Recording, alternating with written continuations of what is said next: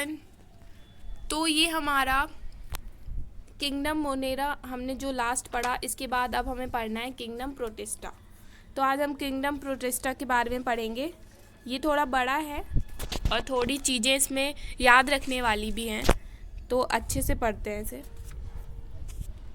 तो kingdom Monera के जितने भी सदस्य हैं वो यूनिसेलुलर ऑर्गेनिजम्स होते हैं, मतलब कि उनकी वो ऑर्गेनिजम्स हैं वो यूनिसेलुलर, मतलब कि एक ही सेल से बने होते हैं, लेकिन वो यूकैरियोटिक होते हैं।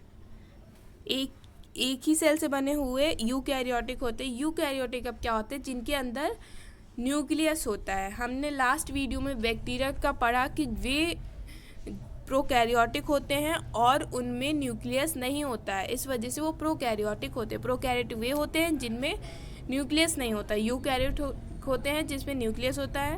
ओके, अब ये ऑटोट्रॉफ होते हैं, हेटेरोट्रॉफ होते हैं। ऑटोट्रॉफ का एग्जांपल है कैलेमाइडोमोनास और ये हेटेरोट्रॉफ है प्रोटोजोआज। ठीक है, तो ये किंगडम मोनेरा में ऑटोट्रॉफ ऑर्गेनिजम्स हैं और हेटेरोट्रॉफ।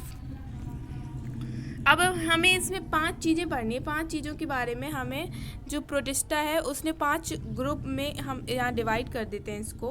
पहला है क्राइसोफाइट। क्राइसोफाइट का एग्जांपल है डायटम्स एंड गोल्डन एल्गी। ठीक है, तो इसके एग्जांपल है diatoms and golden algae chrysophyte का। उसके बाद दूसरा है हमारा डायनोफ्लैजिलेट। तो इसमें कुछ फ्लैजिला से रिलेटेड हैं ऑर्गेनिजम्स। उसके बाद आता है यूग्लिनानॉइड, यूग्लिना आता है जिसके अंदर। उसके बाद आते हैं हमारे स्लाइम मोल्ड्स, प्लाज्मोडियम आता है, प्रोटोजोआ। 5 के बारे में हमें डिटेल में पढ़ना है। ठीक है, पहला आता है हमारा क्राइसोफाइट। क्राइसोफाइट जो होते हैं वो गोल्डन कलर की एल्गी होती है। डायटम्स भी हम उसे कहते हैं और गोल्डन एल्गी भी। ठीक है, और डिसमिस्ड भी इसको कहते हैं, desmids. They are found in fresh water as well as marine. तो ये फ्रेश वाटर में भी मिलते हैं और मराइन वाटर में भी मिलते हैं। They are microscopic and float passively in the water current. तो ये जो होते हैं, ये हम इसको माइक्रोस्कोप से देख सकते हैं और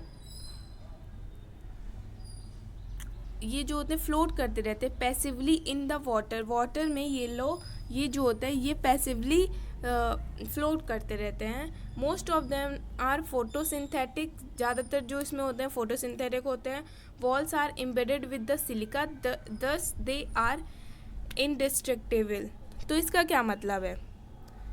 इसका ये मतलब है कि इनमें जो इनकी सेल वॉल होती है वो सिलिका से बनी हुई होती है और वो इसके बीच बीच में जो है सिलिका पाई जाती है। जो इनकी सेल वॉल होती है तो इसके बीच बीच में सिलिका पाई जाती है। अभी हम इसका डायग्राम देखेंगे तो हमें समझ आ जाएगा। सिलिका से बनी हुई होती है और ये डिस्ट्रक्टिव। ये हमारी डायटमीशियस अर्थ, ये क्या होती है कि बहुत सारी जब सिलिका जो होती हैं, जो बहुत सारी ह्यूज सेल जो होती हैं वो एक जगह डिपॉजिट होने लग जाती है। Over million for year huge cell wall deposit in their habitat. तो हमने देखा कि जो सेल वॉल होती है वो सिलिका से मिलकर बनी हुई होती है। तो जो बहुत सारी सिलिका एक जगह पर इकट्ठी होने लग जाती हैं, बहुत ही बड़ा ढेर बन जाता है, तो उसको हम कहते हैं डायटमीशियस होती हैं ये। ठीक है, इनको ही कहते हैं जब बहुत सारी ये एक जगह इकट्ठी होने लग जाती। It is gritty in nature. ये ग्रिटी होती हैं और क्या होता है कि ग्रिटी का मतलब हल्के दानेदार मतलब होती हैं ये लोग। तो इसकी वजह से इसको हम यूज़ करते हैं पॉलिशिंग में, filtration of oil and syrups में भी यूज़ करते हैं। Diatoms are chief producer in the ocean. तो ये चीप प्रोड्यूसर होते हैं हमारे समुद्र। ये हमारा डायनोफ्लैजिलेट, इसका डायग्राम आप यहाँ पर देख सकते हैं। इसमें 2 फ्लैजिला होते हैं, एक लॉन्गिट्यूडनल फ्लैजिला, एक ट्रांसवर्स फ्लैजिला होता है। ठीक है, और ये जो होता है एक्वेटिक और मोस्टली मरीन वाटर में होते हैं। ये फोटोसिंथेटिक होते हैं। Cell wall has stripped cellulose of outer surface, जो इनकी सेल वॉल होती है, जो ये सेल वॉल है, ये सब ये जो सेल वॉल है खाने से दिख रहे हैं, ये सब जो होती है वो सेलुलोज से बनी हुई होती है। मेन पिगमेंट जो इसमें होते हैं yellow, green, brown, blue and red, इसमें डिफरेंट टाइप के पिगमेंट पाए जाते हैं। और जैसे कि येलो, ग्रीन, ब्राउन, ये सारे पिगमेंट इसमें पाए जाते हैं। और इसका एग्जांपल है गोनियोलेक्स। गोनियोलेक्स जो है इसका एग्जांपल है। इसकी वजह से क्या होता है, इसके कारण जो हमारा समुद्र होता है वो उसका जो कलर होता है रेड दिखने लगता है। वो कैसे, ये इतनी बड़ी संख्या में क्या होते हैं कि जब ये बहुत ज़्यादा बढ़ जाते हैं संख्या में, तो इनमें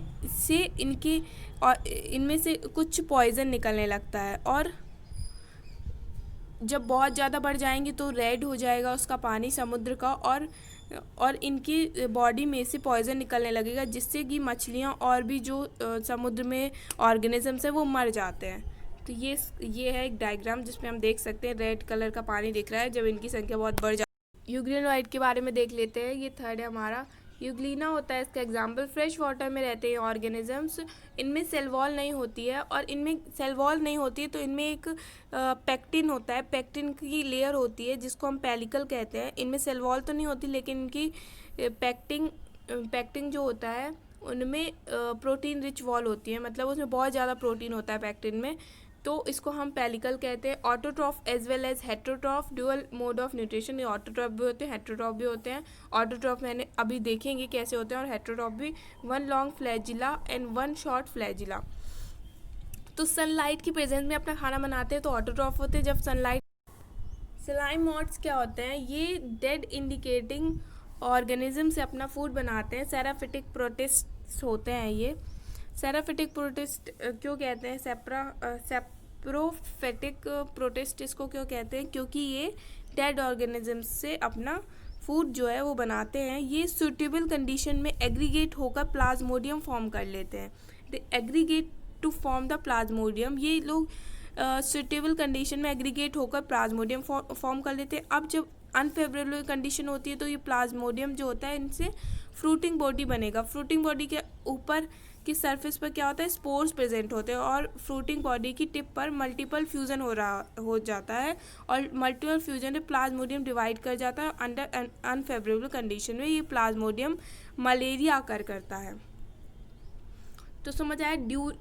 ये जो होते हैं, फिर से हम समझेंगे जो प्लाज्मोडियम कैसे बनता है। तो सूटेबल कंडीशन में ये एग्रीगेट होकर प्लाज्मोडियम फॉर्म कर लेते हैं, जो स्लाइम मॉल्स होते हैं। अब ये जब अनफेवरेबल कंडीशन होती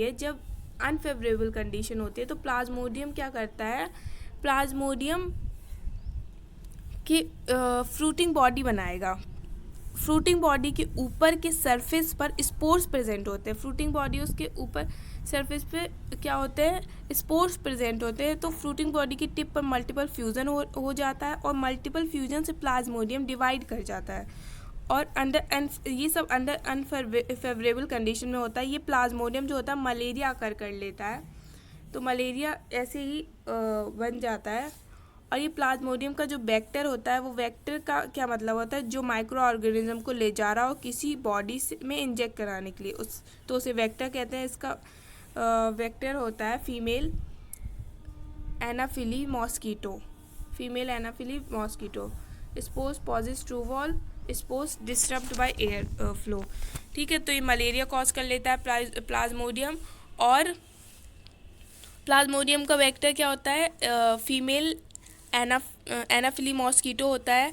वेक्टर वो होता है जो कि किसी भी बॉडी में इंजेक्ट करने को कोई भी माइक्रो ऑर्गेनिज्म को ले जाता है और किसी की बॉडी में इंजेक्ट कर देता है। तो जो मक्खी होती है वो वहाँ से प्लाज्मोडियम से वो मलेरिया ले जाती है और इंसानों की बॉडी को कॉज कर देती है। ठीक है, अब प्रोटोजोआंस आते हैं लास्ट हमारा। तो ये क्या होते हैं, हेट्रोट्रॉफिक इन नेचर। हेट्रोट्रॉफिक होते हैं 4 मेजर टाइप ऑफ प्रोटोजोआंस होते हैं। अमेबॉइड प्रोटोजोआंस, फ्लैजिलेटेड प्रोटोजोआंस, सिलिएटेड प्रोटोजोआंस और स्पोरोजोआंस। ठीक है, अब इसके बारे में हम डिटेल में पढ़ेंगे।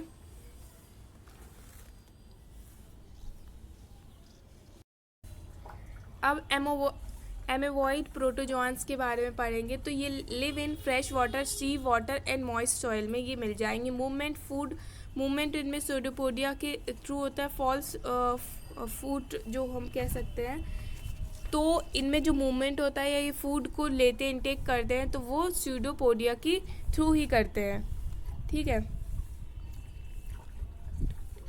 When marine have silica shell होती है इनमें क्या होती है, ये मरीन वाटर में होते हैं तो इनकी बॉडी में सिलिका की शेल प्रेजेंट होती है।